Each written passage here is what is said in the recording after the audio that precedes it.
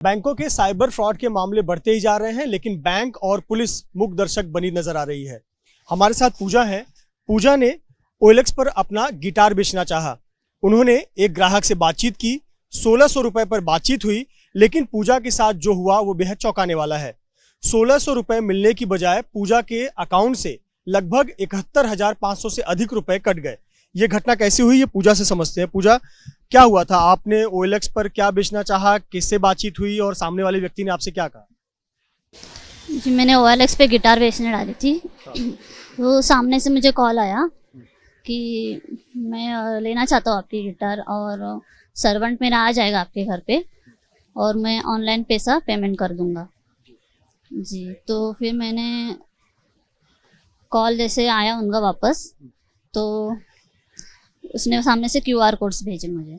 अच्छा, बैंक के डिटेल मांगे आपसे, पैसे कैसे देने हैं, कैसे लेने हैं? नहीं, बैंक के डिटेल ने डायरेक्ट QR कोड्स भेजे और फिर मैंने स्कैन करते चली गई। तो उसने पहले बोला कि आ नहीं रहा है। मेरे फ़ोन से ट्राई किया तो नहीं हो रहा था, इसलिए मैंने मम्मी का फ़ोन लिया। तो मम्मी से फ़ोन से स्कैन करते गए तो वही बोल रहा है कि नहीं आ रहे करके। तो मैं वापस स्कैन करते जा रही हूँ। कौन से बैंक का अकाउंट था और बैंक से कितने पैसे गए? बैंक ऑफ बड़ौदा का अकाउंट था और 71,000 रुपये गए। अभी जो व्यक्ति है, जो फ्रॉड है, जिसने 71,000 रुपए आपके अकाउंट से, मम्मी के अकाउंट से गए, वो फोन पर फिर क्या कर रहा था? यही कि अभी मम्मी के फ़ोन से तो नहीं हो रहा है तो पापा का नंबर दे दो आप। तो मैंने नहीं बोला, उनका तो जीपे फ़ोन पे अकाउंट नहीं है, कुछ भी मैं नहीं दूंगी, तो आप मेरे अकाउंट पे भेज दो। तो वो नहीं बोल रहा है। फिर आप बैंक गई थी, कंप्लेन किया आपने बैंक में? बैंक वालों ने क्या कहा? बैंक वाले तो कुछ कर नहीं रहे, बोले कि वो आपका पर्सनल ऐप था तो आप खुद ही देख लो। पूजा की मम्मी हमारे साथ हैं। मैम, आप बताएं कि आप लोगों ने फिर, जब पूजा ने बताया कि ऐसे आपके अकाउंट से 71,000 रुपए चले गए, तो आप लोगों ने क्या क्या किया? आप लोग बैंक गए, पुलिस स्टेशन गए, बैंक में क्या जवाब मिला? बैंक में बोले आप लड़की ने वो किया है ना, वो हमारा नहीं, कुछ हम लोग नहीं कुछ कर सकते। पुलिस के पास गए तो वो बोले एप्लीकेशन लिख के दो, 24 घंटे से पहले आ सकते तो कुछ कर सकते, अभी कुछ नहीं हो सकता।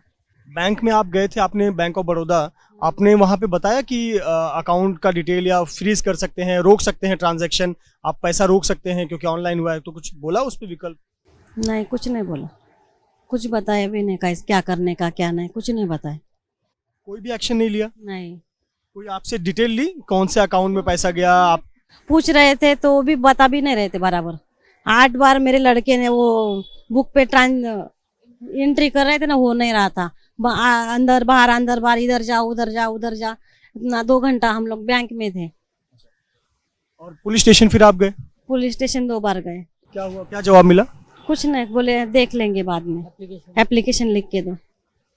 पुलिस ने भी मना कर दिया सुनने से? किस चीज के पैसे आपने जमा करके रखे थे? और मशीन काम करती हो, उसका पैसा, सिलाई मशीन का, ब्लाउज सीती है। साइबर फ्रॉड के मामले बढ़ते ही जा रहे हैं। आम आदमी के बैंक खाते खाली हो जा रहे हैं। ना बैंक कुछ कर रहे हैं, ना पुलिस। ऐसे पर आम आदमी ही क्या सावधानी बरते? साइबर फ्रॉड हो रहे हैं और किस तरह से ये साइबर फ्रॉड होते हैं, कैसे बैंक खाली हो जाते हैं, खाते खाली हो जाते हैं, इस पर बात करने के लिए हमारे साथ साइबर एक्सपर्ट एडवोकेट प्रशांत माली जी हैं। प्रशांत जी, साइबर फ्रॉड के मामले बहुत तेजी से बढ़े हैं और आम लोगों के बैंक अकाउंट खाली हो जा रहे हैं। ऐसे तो बहुत सारी चीजें आती हैं, तरीके आते हैं, पैसे लोगों के खाली हो जा रहे हैं अकाउंट से। मुख्य तरीके जो आजकल चलन में है, बहुत सारा लोग कोरोना लॉकडाउन के बाद देखने को मिल रहा है, क्या क्या तरीके अपनाए जा रहे हैं पैसा खाली करने के लिए? जो सबसे मुख्य तरीका, मेरे पास जो केसेस आते हैं उसमें ऐसा देखा गया है कि लोगों को फ़ोन आता है फेक कॉल सेंटर से और फिर उनसे मीठी बात करके या उनको एक 10 रुपये का आप पैसा मुझको ट्रांसफ़र कर दीजिए, या फिर आपका कोई जो इंश्योरेंस पॉलिसी है उसको रिन्यू करनी है, या आपका मोबाइल का KYC करना है, उसके लिए पैसे भरिए। और फिर उनको प्री अप्रूव्ड लिंक भेजा जाता है, मतलब जीपे का या वैलेट का प्री अप्रूव्ड लिंक भेजा जाता है और उनसे फिर OTP मांगते हैं। OTP मांग के उनको लगता है कि पैसा आएगा, लेकिन उनकी बैंक अकाउंट खाली हो जाती है। तो ये इसको pre approved link cyber fraud बोलते हैं, कि आपको वो लिंक भेज देंगे जिससे आपको उनको पैसा देना है, क्रेडिट नहीं होगा, आपसे डेबिट होगा करके। तो इसके लिए सावधानता ये रहेगी कि कभी भी किसी के साथ भी आपको OTP शेयर करना नहीं है। चाहे वो कॉल सेंटर से फ़ोन आए, जान पहचान का फ़ोन आए, किसी भी डर से आपको फ़ोन करे, आपको डर का शिकार नहीं होना और आपको OTP कोई भी शेयर नहीं करना। दूसरा तरीका का जो फ्रॉड होता है वो वापस आपसे मीठी बात करके आपको एक लिंक भेज देंगे। एक लिंक भेजने से आपके मोबाइल पे या आपको बोलेंगे ये ऐप डाउनलोड कर लो।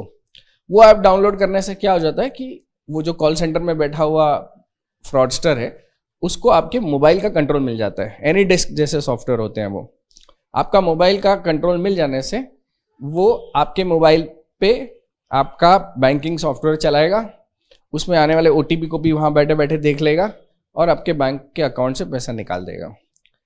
देखिए, ये सारे जो बैंकिंग रिलेटेड फ्रॉड्स होते हैं ये कहीं ना कहीं कंज्यूमर की जो आइदर वो जो उनमें मन में जो ग्रीड होता है कि ज़्यादा पैसा मिलेगा या पैसा बच जाएगा, इससे होता है, या कहीं ना कहीं लापरवाही से ये होने वाले सबसे ज़्यादा फ्रॉड है। तीसरा जो महत्वपूर्ण फ्रॉड है जो अभी बल्कि कम हुआ है उसे सिम स्वैप फ्रॉड कहते हैं।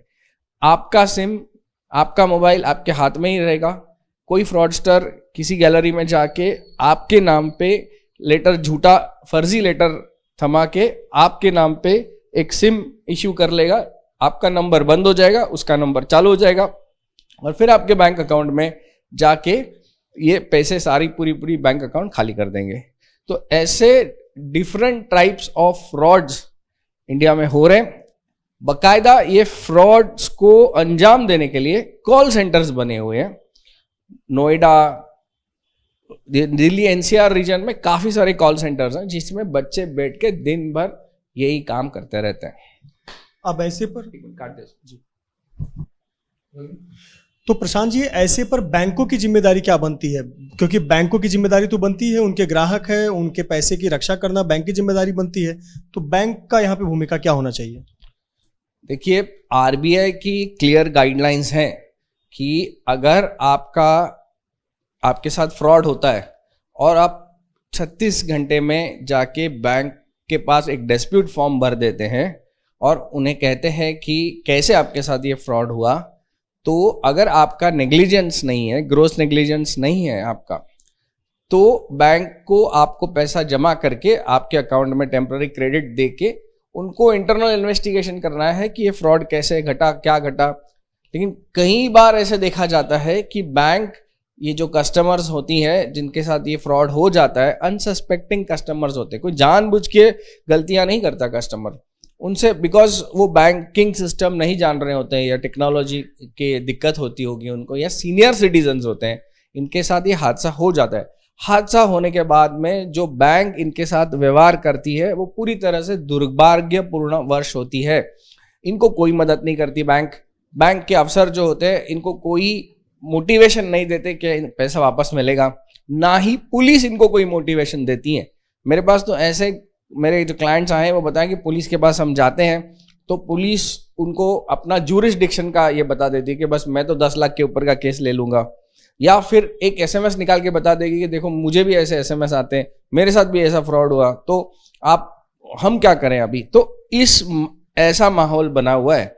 माहौल ऐसा है कि अगर आपके घर, गली, मोहल्ले में कहीं एक टेलीविजन चोरी हो जाता है, मतलब एक LCD या LED टेलीविजन चोरी हो जाता है जिसका मूल्य मात्र 30-35 हजार रुपया हो, वहां उसके केस की तफ्तीश करने के लिए एक लाल बत्ती की गाड़ी आ जाती है, डॉग स्क्वाड आ जाता है, एक पूरा माहौल बन जाता है कि चोरी हुई यहाँ पे, और उसी के बाजू वाले घर में कभी 1-2 लाख रुपए निकल जाते हैं बैंक अकाउंट में से, उसको पूछने वाला कोई नहीं होता।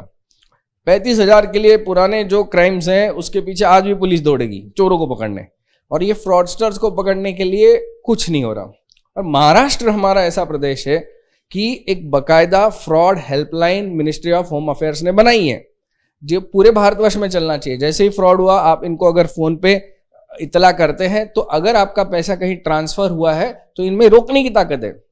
कई प्रदेश है जैसे कि उत्तर प्रदेश है, गुजरात है, इन्होंने सक्सेसफुली करोड़ों रुपए रोके हैं, बचाए हैं लोगों के। लेकिन महाराष्ट्र इतना बड़ा, मुंबई इतना बड़ा फाइनेंशियल कैपिटल होने के बावजूद ये जो टेलीफोन लाइन है फ्रॉड वाली, इसको अब तक ये चालू नहीं कर पाए, और ये सबसे दुर्भाग्यपूर्ण हमारे चीज़ है। मैंने कई बार फॉलोअप लिया है मंत्रियों से, पुलिस से, कई बार फॉलोअप लिया है, लेकिन आज तक ये जो फ्रॉड की हेल्पलाइन है, जो इनको सिर्फ एक कॉल सेंटर करके मेन सेंट्रल इससे जोड़ना है, वो आज तक चालू नहीं हुई।